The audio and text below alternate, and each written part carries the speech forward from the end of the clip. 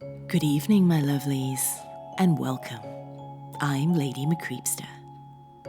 It's that time of year now when trees go up, the smell of mulled wine is in the air, and children start making lists to Santa. But what happens if they send a letter to Satan instead? In today's story, by Redditor Life is Strange, Me Too, we find out exactly that. So come, lean in closer, and we'll begin.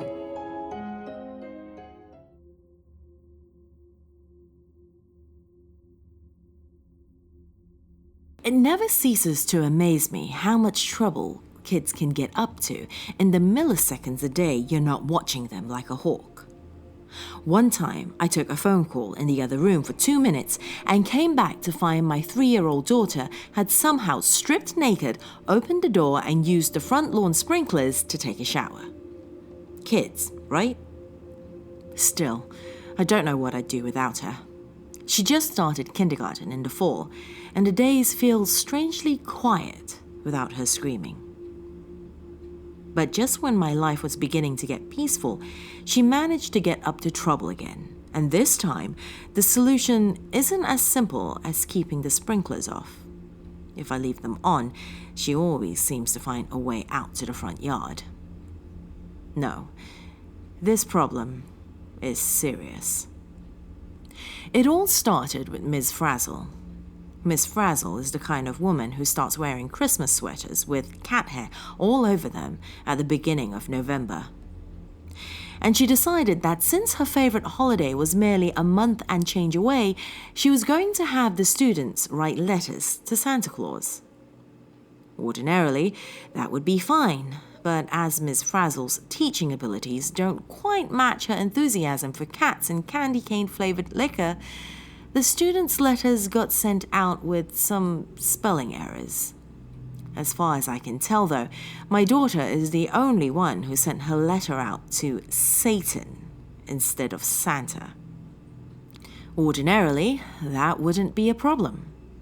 Just another funny story to add to the highlight reel that gets told when family gets together at Christmas. The problem is that we got a letter back. The envelope was black and smelled faintly of charcoal. And when I opened it, a piece of folded paper that must have been at least 500 years old fell out. The contents were as follows.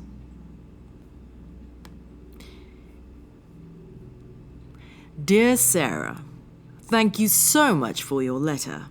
Would you believe that almost nobody bothers to write to me anymore? Well, nobody except Satanists, and those guys are weirdos. I have carefully considered your request for a life-sized living and breathing teddy bear, and I believe that our doctors down here have been able to put together a reasonable approximation of what you want. Franken Teddy's scheduled to arrive shortly after you receive this letter. Yours truly, Satan. I must have looked rather stupid as I stood there staring at the letter in my hands, my mouth flapping open and closed like a fish as I tried to put my thoughts in order. But I wager I looked even stupider when I turned around to see a 7-foot-tall teddy bear standing behind me, and I screamed like a little girl. Franken Teddy seemed unfazed by my reaction, and really, I'm sure he's probably used to it. He was patched together with various bits of ragged cloth and covered in what looked suspiciously like bloodstains. One of his eyes was a little black button, and the other looked like a glowing ember set somewhere deep in the back of his head. He spoke in a booming, monotonous baritone that made me wonder if his vocal cords had been singed by hellfire. I am Frankenteddy. I am here to love you. Oh, okay. Wow, I said, nodding my head vigorously until I realized I was nodding for no reason and stopped. Are you Sarah? Frank and Teddy boomed out. No, I'm Sarah's dad, I replied. Listen, I don't really think that... Where is Sarah? She's at school right now, and...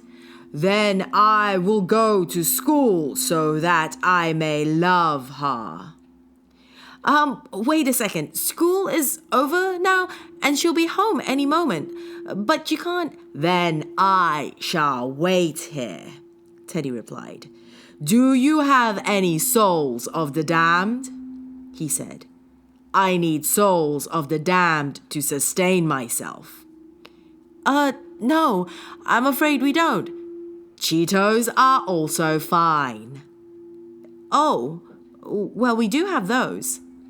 I'll help myself.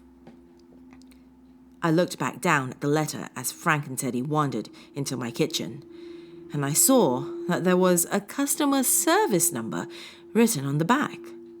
But before I could call it, I heard a scream behind me. I turned around and saw Sarah standing in the doorway, mouth hanging open as she stared at Frank and Teddy rummaging through our cabinets and throwing things on the floor in his search for Cheetos. Now, Sarah, honey, don't be scared, I said. But Sarah shot past me and leapt on Frank and Teddy's leg, wrapping herself around it so that she was lifted off the ground whenever he took a step. He's perfect, Daddy, she screamed gleefully. I can't wait to take him to show and tell. Wait, really? I asked, flabbergasted. Hold on, you can't bring a monster teddy bear to... Are you Sarah? Frank and Teddy's booming voice cut me off yet again. Yes, Sarah shouted. Frank and Teddy took a knee. My lady, he said, I have been enlisted by the Dark Lord Satan to serve at your pleasure. I will love and protect you and tear your enemies to shreds if need be. Cool, Sarah shouted, leaping to her feet and hopping around Frank and Teddy in circles. Not knowing what else to do, I typed the customer service number on the back of the letter into my phone with shaking hands. It rang once, and then a tired female voice answered. Hell customer service, how may I help you? Wait, did you just say how may I help you? The voice on the other end sighed. It's not my joke, she said. It's just something management forces us to say. Oh, okay, I said. Listen, I think there's been some sort of mistake. The woman sighed again. Look, all heaven and hell placements are final. The appeals process is really more of a formality. What? I said. No, I'm talking about the 7-foot-tall monster teddy bear that just showed up at my house. Oh, the woman said, her tone relaxing a bit. You must be the Rogers household. Yes, that's right, I replied. Satan wanted to let you know that he hopes your daughter enjoys the gift, but that sadly he'll be out of the office until next Wednesday, so he'll check back with you then. Well, can I maybe return it until then? No, the woman said flatly. So I'm stuck with a giant monster teddy bear until Satan calls me next week? No, of course not, the woman said. Oh, thank God, I replied, somewhat regretting my phrasing. Satan won't be calling you, she said. He has you scheduled for a face-to-face appointment. A few croaking sounds escaped my throat as she asked me if there was anything else I needed, and when I couldn't answer, I heard her mutter something about how rude humans were before hanging up. I slowly turned around to see Sarah laughing with glee as Frank and Teddy tossed her up in the air and caught her over and over again. I'm not sure how I'm going to keep a 7-foot-tall monster teddy hidden from the rest of the neighborhood until Wednesday, nor do I have the slightest idea what I'm going to do when Satan himself shows up on my doorstep. Right now, I only know one thing for certain. I'm gonna have to buy more Cheetos.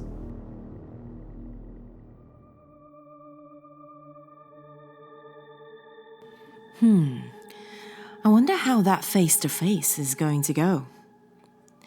If you liked this story, do give it a thumbs up and leave a comment. And if you haven't already done so, hit that subscribe button and click on that bell icon to get notified whenever I post a new video. If you'd like to follow me on social media, find me at facebook.com/LadyMcCreepster. I've also included the link in the description below. That's it for this evening, my dears. Till next time, sweet dreams.